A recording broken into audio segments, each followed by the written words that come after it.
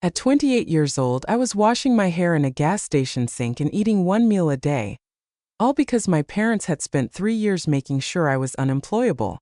They told every manager I interviewed with that I was a criminal with a record I didn't actually have. My father's weekly text was always the same: "Come home and apologize, and maybe I'll stop." But then, a woman arrived at my homeless shelter with 7 words that changed everything. "Your grandma hired me to find you." Before everything fell apart, people used to look at my family and smile. They would say we were lucky. They would say I was lucky. We lived in a quiet street in Harlem, Ohio, in a clean white house with a small garden in front. My father worked as a plant manager. He wore iron shirts and spoke with confidence. My mother volunteered at the local church and helped organize community events. She always smiled in public. She always knew what to say. Me? I was the perfect daughter. That's what everyone called me. I got good grades. I didn't argue. I followed every rule. But what no one saw was that inside that house I had no freedom at all. I didn't have a key to my own home until I was 20 years old. If I came back 5 minutes late, I had to knock and wait. Sometimes they would make me stand outside just to learn responsibility. My father said rules made strong people. My mother said obedience made good daughters. First, I believed them. I thought this was normal. I thought every family worked like this behind closed doors. But slowly, small things started to feel wrong. I was not allowed to go to sleepovers. Not allowed to visit friends unless my mother approved the house, the parents, and even the food they served. I didn't have my own bank account. Any money I earned from small tutoring jobs went directly to my father for safekeeping. When I asked about it, he would say, "You don't need to worry about money. That's my job." And I stayed quiet, because questioning them always led to long lectures, or silence that felt even worse. School became my escape. It was the only place where I felt like I existed as a person, not just a daughter. I worked hard, really hard. Not because I loved studying, but because it was the only thing I was allowed to control. When I became valedictorian, everyone celebrated me. Teachers hugged me. My classmates clapped. For a moment, I felt proud. For a moment, I thought maybe things would change. I remember bringing home college brochures that day. They were colorful and full of hope. Different cities, different lives, different versions of me. I placed them carefully on the kitchen table, waiting for my parents to come home. I thought they would be proud. I thought they would say yes. But my father didn't even sit down. He looked at the brochures, picked them up one by one, and crushed them in his hands. "Family is all a girl needs," he said. My mother didn't say anything. She just stood there watching. That was the first time something inside me cracked. Not loudly, not in a dramatic way, just a quiet realization. My life was not mine. After that, things became even tighter. More rules, more control. They started checking my phone, reading my messages, asking questions about every person I talked to. I stopped trying to explain myself. I stopped trying to fight. I just existed. Years passed like that, days blending into each other. Same house, same routine, same feeling of being watched all the time. By 25, something inside me changed again. But this time it wasn't quiet. It was a thought that kept growing louder every day. If I don't leave now, I never will. I started noticing things I had ignored before. The way my father decided everything without asking. The way my mother always agreed, even when she looked unsure. The way my life felt smaller and smaller, like the walls were slowly moving closer. One night, I was in the kitchen, washing the same cast iron skillet I had washed 1,000 times before. And suddenly I saw my future. Clear, sharp, terrifying. 40 years later, still in that same kitchen. Still asking permission. Still waiting to live. That night, I decided I had to leave. Not loudly. Not dramatically. Quietly. Carefully. Like everything else I had done in that house. I didn't tell anyone. I didn't make a plan that could be discovered. I just started taking small steps. I used an old email account my parents didn't know about. I created a simple resume. I applied for a job in a town 20 minutes away. My hands were shaking when I pressed send. It felt like I was doing something illegal, like I was breaking a rule that had no name but still existed. A few days later, I got a response. An interview. I remember staring at the screen, reading the email again and again just to make sure it was real. For the first time in years, I felt something I didn't recognize at first. Hope. The interview was scheduled for a Tuesday morning.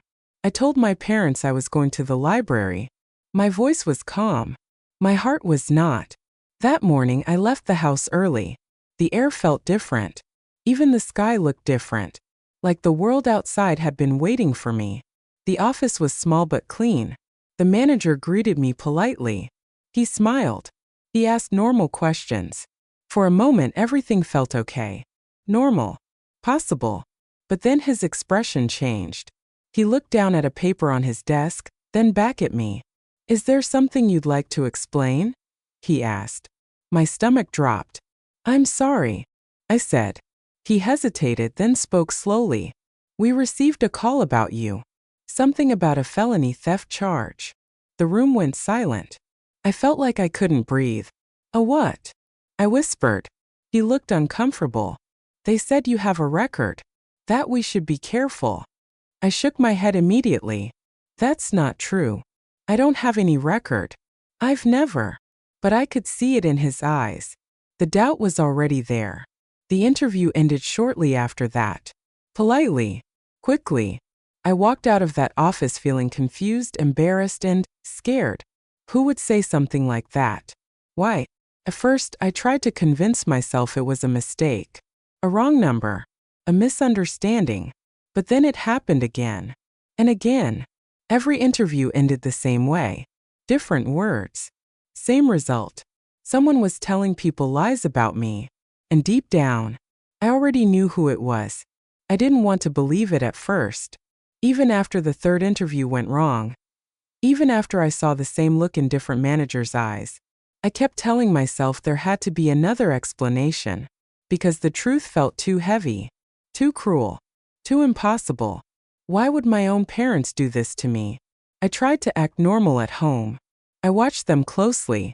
My father sitting in his chair every evening, reading like nothing had changed.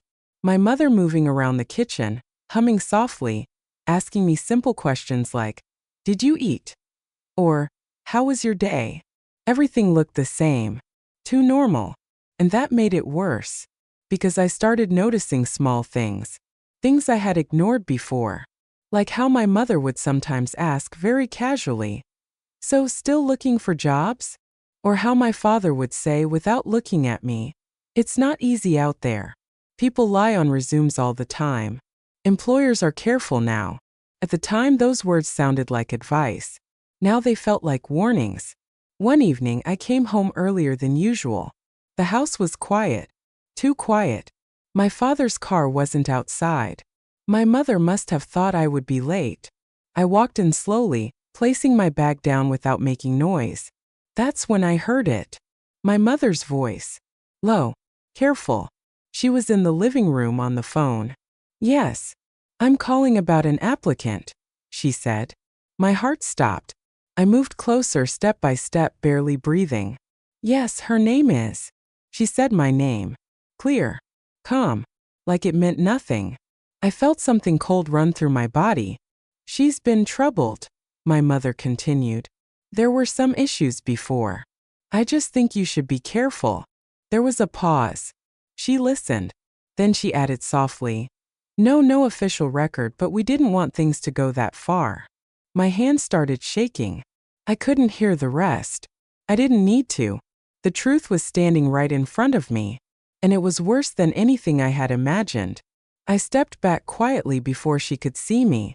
I went to my room and closed the door. I sat on the floor staring at nothing. My mind kept repeating the same question. Why? Why would she do this? Why would they both do this? That night I didn't say anything. I couldn't. I needed proof. Not just a moment. Not just a conversation. I needed something real. Something I could hold in my hands and say, "This is what you did to me." Days passed. I started watching them differently. Not as parents, but as strangers. people hiding something, people controlling something. I paid attention to their routines. When my father left for work, when my mother made her calls, what she wrote down. And then one afternoon I found it. The blue notebook. It was sitting inside a drawer in the living room, half hidden under some papers. Simple, clean, ordinary. I almost didn't open it. Part of me was scared of what I would find. But the other part, the part that had already seen too much, needed to know. I opened it slowly. The first page looked normal. Just notes, numbers, names. But then I turned the page, and everything inside me went silent. It was a list, a neat handwritten list. Every job I had applied to, every single one. The dates, the company names, even the positions. And next to each one a red check mark. My chest tightened. I flipped through more pages. The list kept going, page after page. Some entries had small notes written beside them. Spoke to manager. Warned about behavior. Told them to verify background. Each word felt like a knife. Careful. Planned. Intentional. This wasn't random. This wasn't protection. This was control. I kept flipping until my hands couldn't move anymore. Then I closed the notebook. Slowly. Gently. Like it might explode if I didn't. I sat there staring at it. This was the reason my life wasn't moving forward. This small blue notebook. This quiet, organized record of betrayal. I didn't cry. Not at first. I just felt empty. Like something inside me had finally broken completely. That evening I didn't wait. I didn't stay silent. For the first time in my life, I confronted them. They were both in the living room. My father watching TV. My mother folding laundry. Just another normal evening. I walked in holding the notebook. My hands were steady, but my voice, it felt like it belonged to someone else. "What is this?" I asked. They both looked up. For a second I saw something in my mother's eyes. Fear. But it disappeared quickly. My father stood up slowly. "Where did you find that?" he asked. "That's not important," I said. "What is this?" I opened the notebook and turned it toward them. "Why are all my job applications here?" Silence. Heavy. Thick. Suffocating. Then my father sighed. Not angry. Not surprised. Just calm. "It's for your own good," he said. I felt something inside me snap. My own good. I repeated. My mother stepped forward. "You don't understand," she said softly. "The world is dangerous. People take advantage. We were protecting you." "By lying about me?" I said, my voice rising. "By telling people I'm a criminal?" "It was necessary," my father said firmly. "You're not ready to be on your own." "I'm 28. I shouted. "That doesn't mean you're prepared," he replied. His voice was steady, controlled, like this was just another discussion, like my life wasn't being destroyed. "You had no right," I said. "We have every right," he answered. "We're your parents." Those words hit harder than anything else. Not anger, not guilt, just ownership. Like I wasn't a person, like I was something that belonged to them. "I'm leaving," I said. The room went still. My father looked at me carefully. Then he smiled. Not a kind smile. A knowing one. "If you walk out that door," he said slowly, "you leave with nothing." I swallowed. "I don't care." "Oh, you will," he replied. "Because you already have nothing." I frowned. "What do you mean?" He looked at my mother, then back at me. "Your savings," he said. "Gone." My heart dropped. "What?" "You let me manage it, remember?" he continued. "I moved it. For safekeeping." "You stole it," I whispered. "I protected it," he corrected. I felt dizzy, like the floor was moving under me. "You can't do this," I said. "I already did," he replied. Silence filled the room again. But this time it felt different. Heavier. Final. I looked at my mother. She didn't say anything. She didn't defend me. She didn't stop him. She just stood there. Quiet. That was the moment I understood something clearly. They were not going to change. They were not going to stop. And if I stayed, I would disappear completely. So I made a choice. Not loud, not dramatic, just final. I'm leaving, I said again. This time I didn't wait for an answer. I turned around, walked to my room, and started packing what little I could carry. No plan, no money, no support, just one decision. I was done being controlled. The night I left, I didn't take much. There wasn't much to take. Few clothes, my old school notebook, a photo of me as a child that I almost left behind but didn't. I didn't look back when I walked out of that house. If I had, I don't know if I would have had the strength to keep going. The air outside felt colder than usual. Or maybe it was just me. I walked down the street slowly at first, like my body didn't understand what I had just done. Like it was waiting for someone to call me back. No one did. No voice. No footsteps. No door opening behind me. Just silence. I kept walking. I didn't have a plan.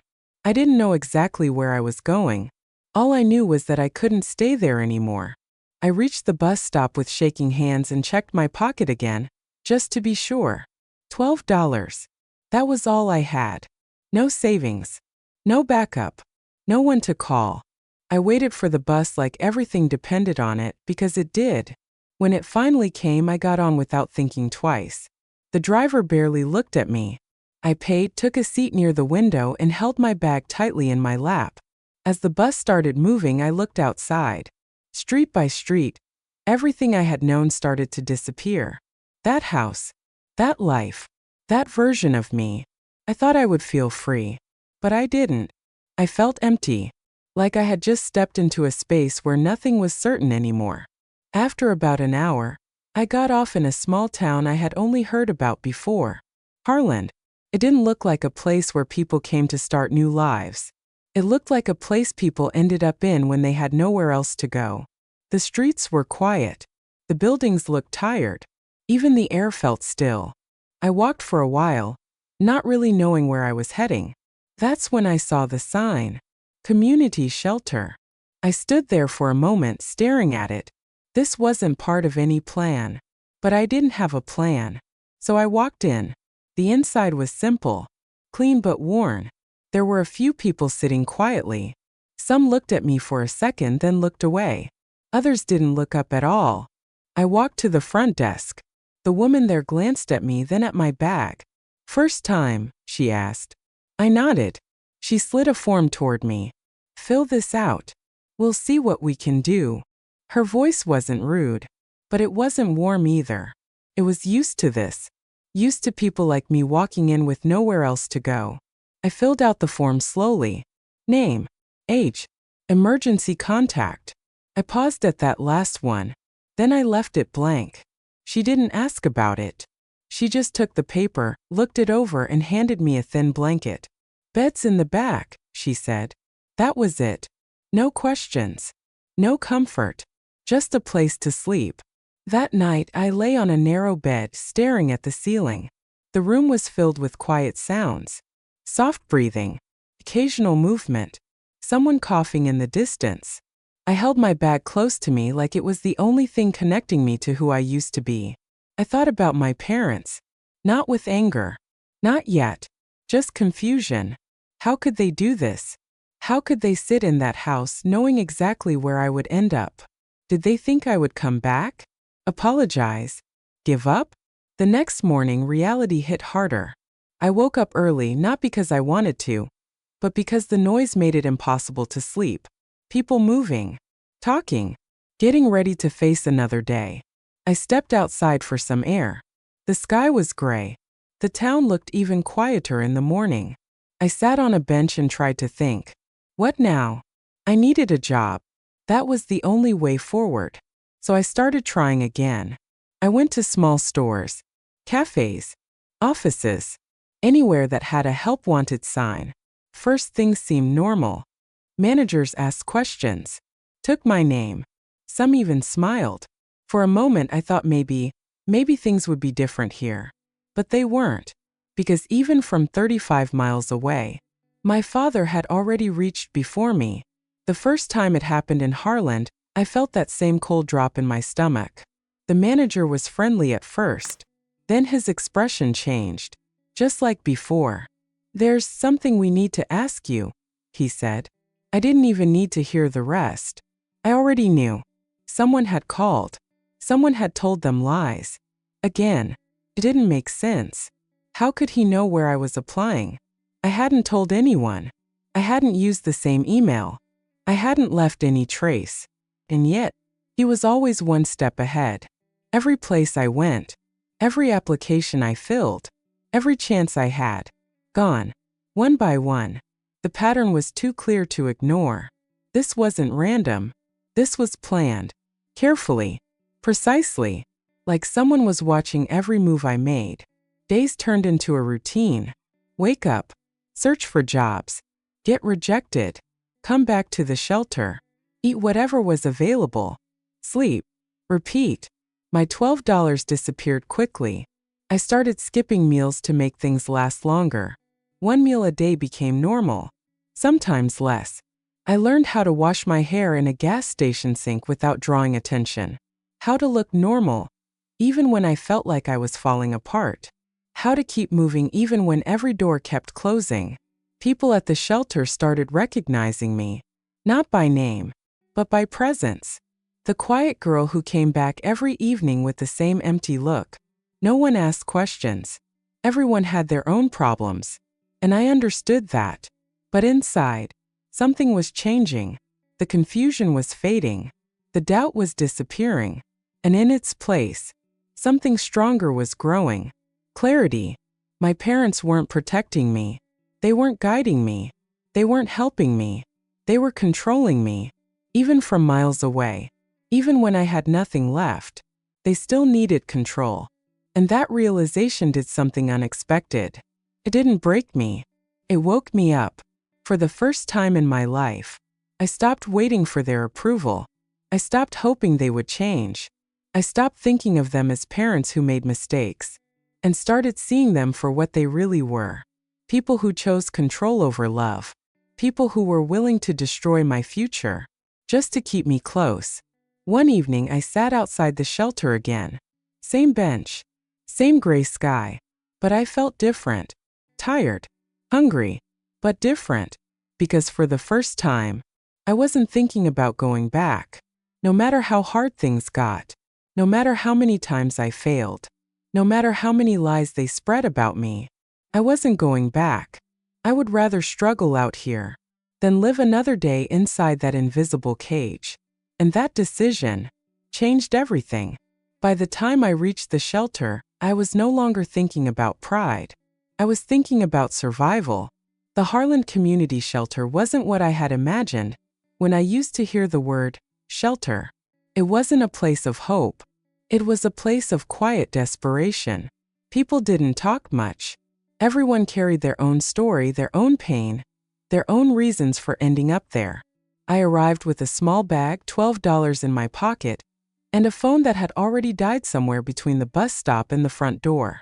The woman at the desk didn't ask many questions. She looked at me once, then at the form, then back at me again like she had seen this exact moment 100 times before. "First time?" she asked. I nodded. She handed me a pen. "Fill it out." No smile. No comfort. Just routine. I filled in my name, my age, and when I reached the line that said emergency contact, I froze. I stared at it for a long time. Then I left it blank. She didn't ask why. She just took the form, checked a few boxes, and gave me a thin blanket. Beds in the back. That was it. No welcome. No explanation. Just a place to exist. That first night I barely slept. Every sound felt too loud. Every movement made me open my eyes. People shifting in their beds. Someone whispering. Someone crying quietly in the dark. I held my bag close like it was the last piece of my life I still owned. Morning came too quickly. And with it reality. I had no money left. No phone. No support. And worst of all, no way to escape what my parents were still doing. Because the sabotage didn't stop. It followed me. Like a shadow I couldn't outrun. I started applying for jobs again the very next day. Small places, quiet places, anywhere that might not check too deeply. First, things felt different here. Managers seemed more relaxed. Conversations felt easier. For a moment, I thought maybe I had finally reached a place where their control couldn't touch me. I was wrong. The first rejection came politely. "We'll call you." They didn't. The second one came with hesitation. "We've heard some concerns." My stomach dropped. The third one didn't even try to hide it. "Someone called about you," the manager said carefully. "Said there were issues." I felt that same cold feeling spread through my chest. Even here, even after everything, they had found me again. But this time it was worse, because I started noticing something new. Details. The lies were becoming more specific, more convincing, more dangerous. One afternoon, a manager showed me something on his computer. An email. It looked official. It had a logo, a case number, even a signature at the bottom. A police report. My name was on it. My heart started pounding. "This came in this morning," he said. "We can't take risks like this." I stared at the screen, unable to speak, because I knew instantly it wasn't real. But it looked real. Too real. That's when it hit me. My father. His job. His experience. He knew how to make things look official. He knew how to make lies feel like truth. He wasn't just calling anymore. He was creating evidence. Fake evidence. Carefully designed to destroy any chance I had. I walked out of that office feeling numb. Not angry. Not shocked. Just tired. Like I was fighting something I couldn't even see. Back at the shelter, people started noticing. The staff would glance at me differently. Some residents whispered when I walked past. Word spreads fast in places like that. And my father made sure the story reached before I could. The troubled daughter. That's what I became. The girl with a past. The girl with problems. Even though none of it was true. And then he did something I never expected. Something that made everything worse. A week later, I overheard two staff members talking near the front desk. They didn't see me. "Did you hear about that girl?" one of them said. "The one from the council meeting?" My chest tightened. "Council meeting?" The other one nodded. "Yeah. Her father came. Gave a whole speech. Said he's been trying to help her, but she ran away. Said she has issues, needs support." I couldn't move. My father had come here. Not to find me. Not to help me. But to control the story. To make himself look like the victim. To make me look like the problem. They said he stood there in front of people who didn't know me and spoke with emotion. Like a concerned parent. Like a man who had done everything he could. They said people believed him. Of course they did. He was good at that. Always had been. By the time I walked into any place in that town, they had already heard about me. But not the truth. Never the truth. I went outside that evening and sat on the same bench I had been using every day. But this time something felt different. The walls were closing in. Not just physically, but socially. Reputation matters in small towns. And mine had already been destroyed before I even had a chance to build it. I looked around. At the quiet streets. At the fading light. And for the first time since I left home, I felt something dangerous. Not fear. Not sadness. But pressure. The kind that builds slowly, until it feels like you can't breathe. There was nowhere left to go. No job. No support. No identity that wasn't already damaged by lies. Even the shelter felt smaller now. Like it wasn't a safe place anymore. Just another space where I didn't belong. I sat there for a long time. Thinking. Questioning. Fighting with my own thoughts. Was this what they wanted? To push me until I gave up? Until I went back? Apologized? Accepted their control again? For a moment. Just a moment. That thought felt easier. Go back. End the struggle.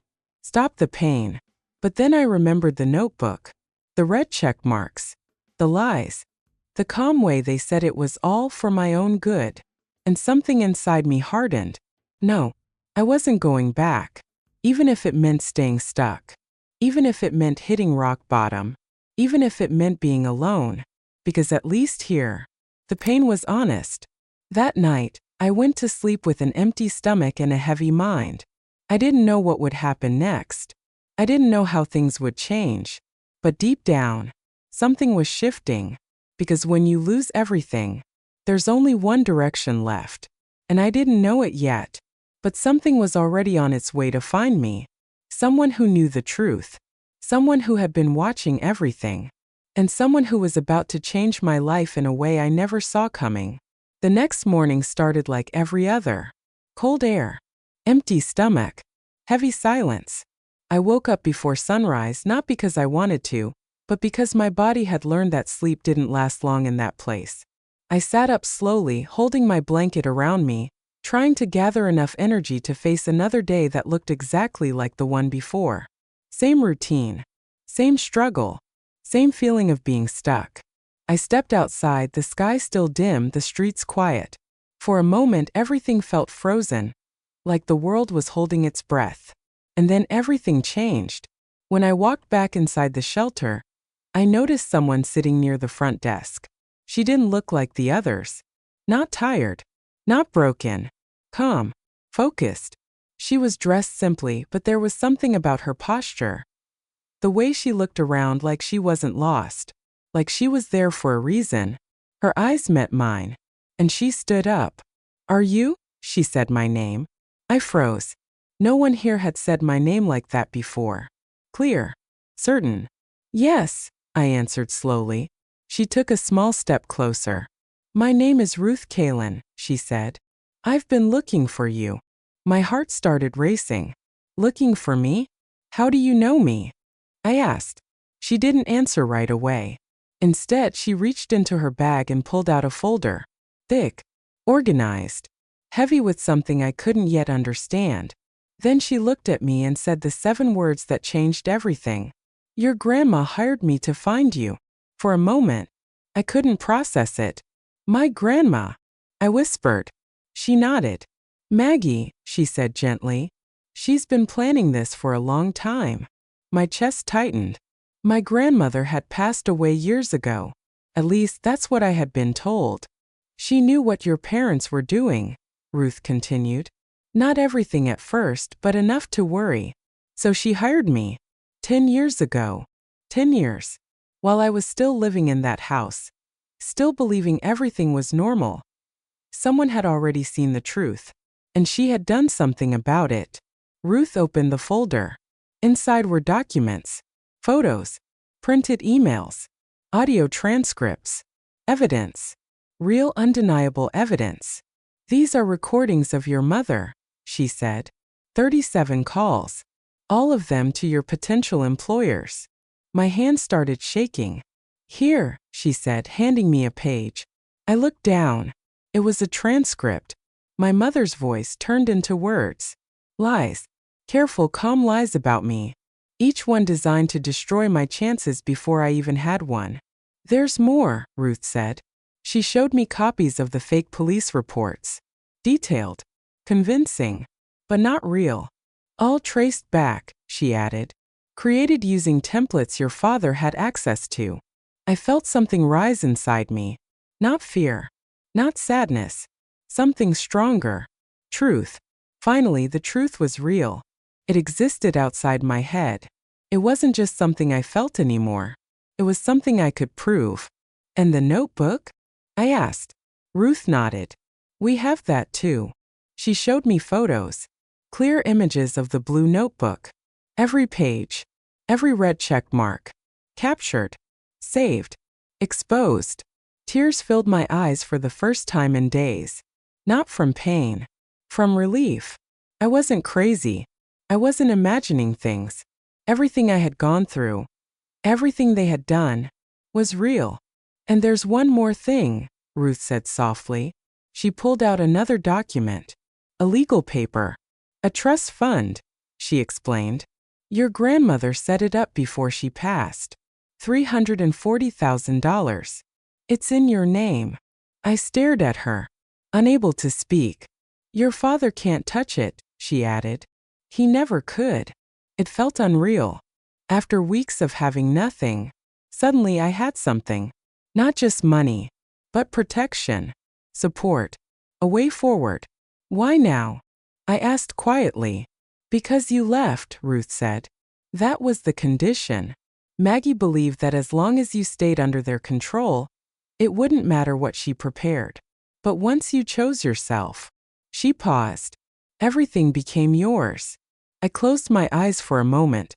All the pain, all the struggle, all the nights wondering if I made the wrong choice.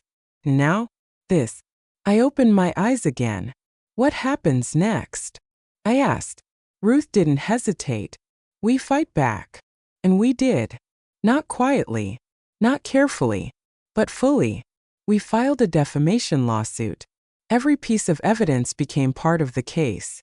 The recordings, the fake reports, the notebook, everything they had used to destroy me, was now being used to expose them. The town that once believed their story was forced to see the truth. The same people who saw my father as a heartbroken saint now saw the manipulation, the control, the lies. It spread quickly, because truth, when it finally comes out, moves faster than lies. My father refused to settle, even when the evidence stacked against him, even when it was clear he would lose. He held on to control until the very end. But the court didn't. The judgment came down clear. $85,000. For the 3 years they stole from me. 3 years of my life reduced to a number. But still recognized. Still validated. To pay it, my father had to sell the house. The same house he used to control everything. The same house I once thought I would never escape. And just like that, it was gone. I didn't go back to see it. I didn't need to, because I had already left it behind long before that. Today, my life looks completely different. I have my own apartment. A small one, but it's mine. I have a car. A job at a law firm. A routine that I chose. A life that belongs to me. I don't speak to my parents anymore. Not because I hate them, but because I understand them. And I know what they are capable of. My mother is in therapy now, I've heard. My father. I don't ask. Some stories don't need updates. They just need endings. And mine? Mine didn't come with forgiveness. Came with freedom. Because healing doesn't always mean going back. Sometimes, it means walking away and never looking behind again. My grandmother knew that. She saw what I couldn't see back then. And she gave me something more valuable than money. She gave me a way out. In her final letter, she wrote something I will never forget. Freedom isn't free, but you are worth every penny. And for the first time in my life, I finally believed it.